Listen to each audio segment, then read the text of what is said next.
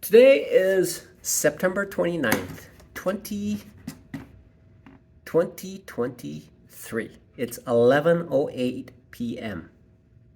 Today marks the first day. It is the beginning. I have to say it's amazing to me that I was like placing money into the market, and I still do, and I still do. I still do place money in the market. I was a bit good on my personal account, but my FTMO, it's not easy. I have to in order to balance it, balance like that, it grow like that. I have to get the first one. Okay, it's the first one. I have to be, I have to know where I am, where I stand as a day trader. I've been lucky enough to have a very nice car that has carried me from here to there, feeding me. It has given me the opportunity to go work. It has given me the opportunity to the car. Living in America is like it's a you can't live without a car. It's very very difficult. I mean, if I don't have a car to drive around, it's like getting from one place to the other because the distance is so far away. Is that it is, and going to work and coming back, and that is virtually it is mind-bogglingly very difficult to do. And I am so fortunate. So far, the tires on my will require changes. um, I should be able to, if I'm careful and frugal about things, I should be able to afford brand new tires. So I'm very fortunate, and I'm taking advantage of that situation to work on this thing, and it may I'm we're talking about people who have they're very very smart people. Like Al Brooks, he's a very, very smart person.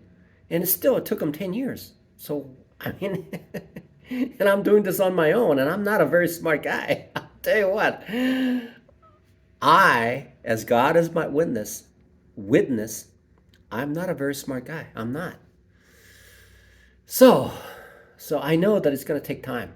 And I just have to work really hard as a dishwasher because I may have to work as a dishwasher for another 10 to 15 years, right? So 50, 60, maybe 65 years old. I'm talking about 65. So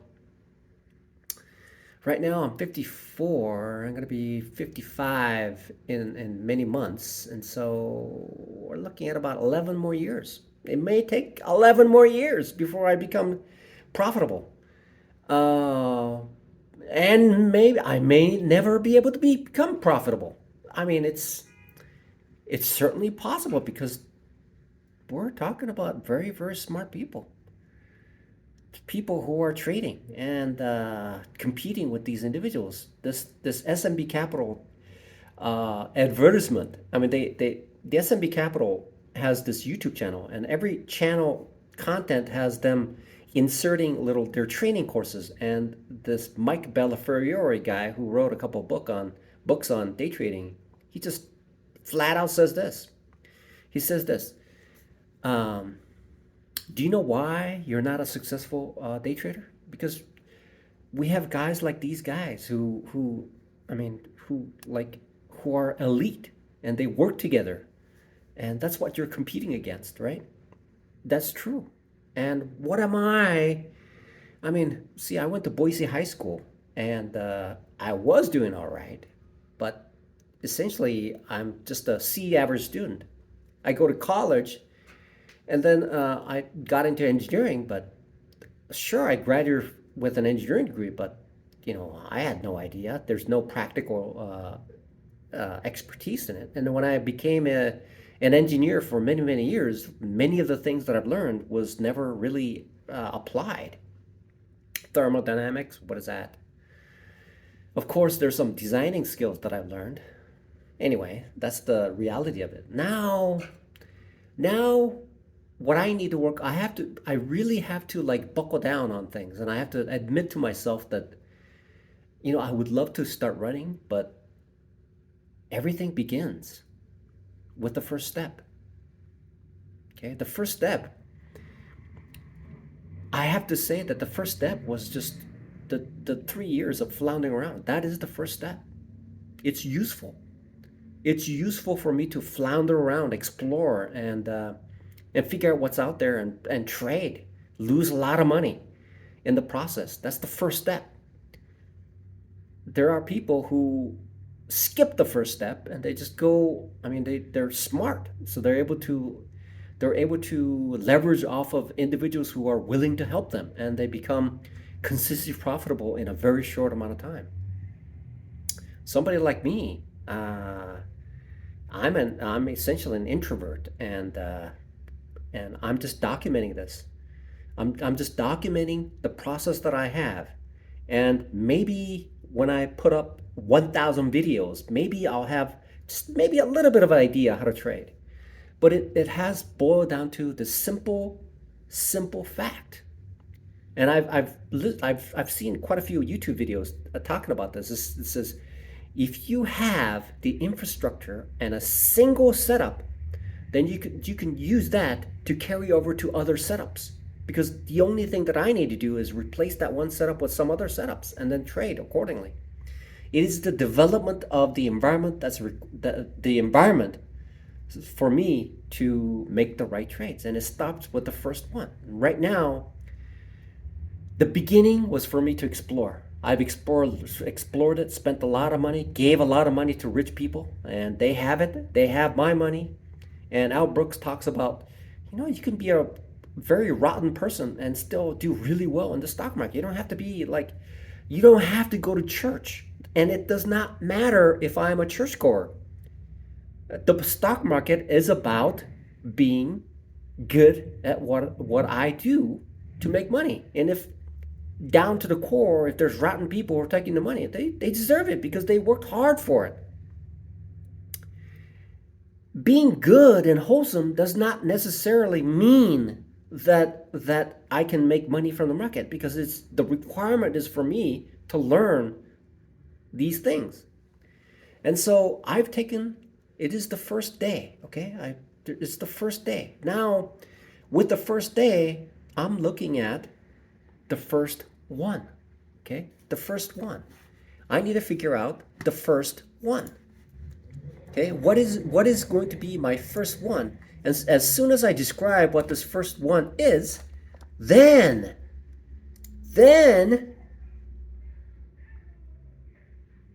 okay? As soon as I describe what the first one is, then I can take that leverage off of it and then move into a greater and greater things. So the first thing that I need to do is the things that I've been doing so far, just identify what I'm doing and fit that in with what I need to do, and then just bring it into existence. Okay? So I need to work on the first thing. So how do I make the first thing? So let's talk about this now. So I went to work at 3 o'clock, and I got out of there at about 9:30, and then 10:30, I'm tired, my eyes are about to close. I ate, so that just complicates things. So, and I can't drink coffee because it races my heart. And so now what do I need to do? I need to work on the first thing. Okay, so the first one. It's called the first one. First, it's going to be the first one. So how do I identify the first one? The first one, what I've noticed is that when I look at the chart, here's what I do when I trade. So I look at it, I briefly look at what the chart formation is, and then I say, that looks like it's painting a downtrend. Okay, it's saying that it's so okay. So the first one I will do is essentially saying it's a continuation of what is existing, which means that I'm always on the back end. So that would be my first setup. The first setup would be, see, rip and dip is essentially what a trend is. A trend is establishing the characteristic that says, okay, here's where the launch point is, described by the characteristics that are launching it. That's what's happening. That's helping me to understand how the stock is moving in a trend. And so today I traded Meta. I looked at it. First it went up and it dipped a little bit and then started to dip like that. And I said to myself, okay, this looks like a long downtrend. It wasn't spiking like that, but it was like this, which meant that there is a high probability and the sell-off is very strong. Okay, that means that if I were to get in and buy a put, it's going to start making money for me. And sure enough, had I held it, I would have made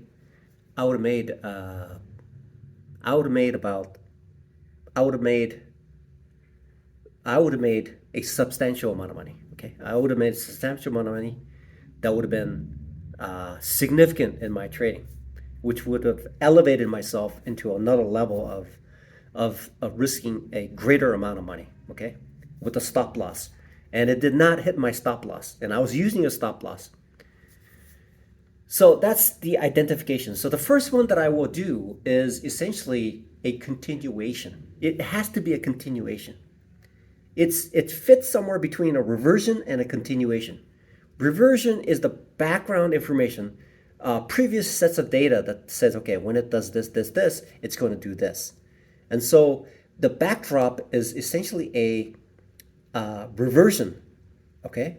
That was essentially painting a reversion category where using that, I was able to make the trade and go with the trend based on the reversion. That was the trade that I made on my personal account.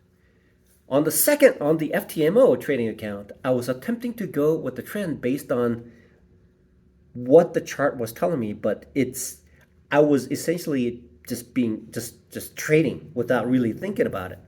And so I would see this situation, and then it would spike on a very good big green candle somewhere in the middle of the day. And I'm thinking, okay, it's going to continue. But in reality, what was happening is that it would paint this very long green candle, and then it would start to reverse. Okay, it's just when I was here buying long, it would reverse. So it was painting a completely different picture of what it was doing. So how do I explain that? And how should I have known that when it did that, I should have gone for like a sell-off? Why would I have known that it was going to do that? So I need to figure that out as well. So I need to figure out on a very a tight level scalping strategy that tells me how the chart is going to play out. So now that's what I'm going to do. I'm going to figure that out. So it will be useful. So there's two methods that I'm using. My personal account is essentially a one-shot deal because it is a one-time deal. I can only cycle my money just once because it's TD Ameritrade, and the TD Ameritrade essentially is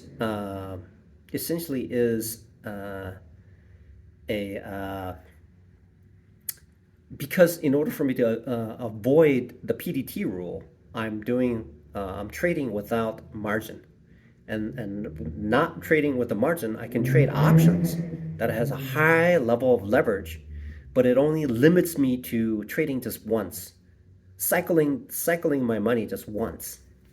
And so there's a couple of things that I need to look at to categorize whether it's going to be the first one or the second one. I need to figure out what the most common thing is. Okay, the most common thing is within a day, I'm seeing the entry points on my trades where the stock is doing this, it jumps up, and whether I should be going long or short based on that information. That's one of the trades that I thought that I knew how to do, but it's not something that's been useful to me.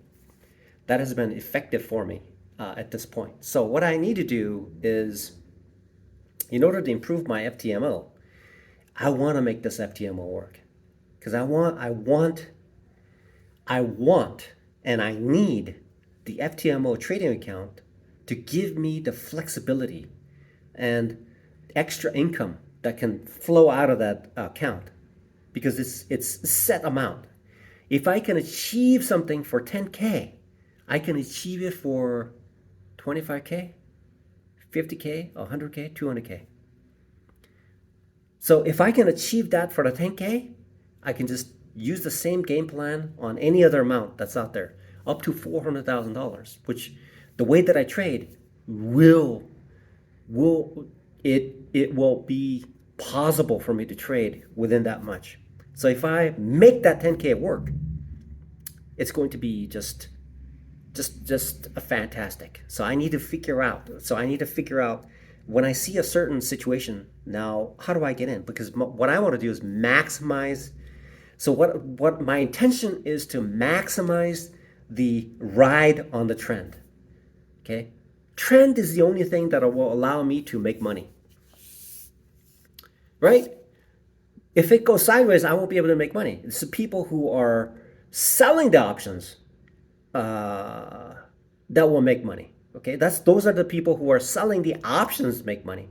But if the stock goes sideways, nobody makes money except for brokerage firms, right? So I would buy and I would exit. Nobody's made, but the brokerage firms gets the same amount whether the stock moves $5 or $0 when enter and exit occurs. So I need to strategize how I'm going to approach the FTMO trading account and create a game plan that I will stick with. And that's what I'm going to do.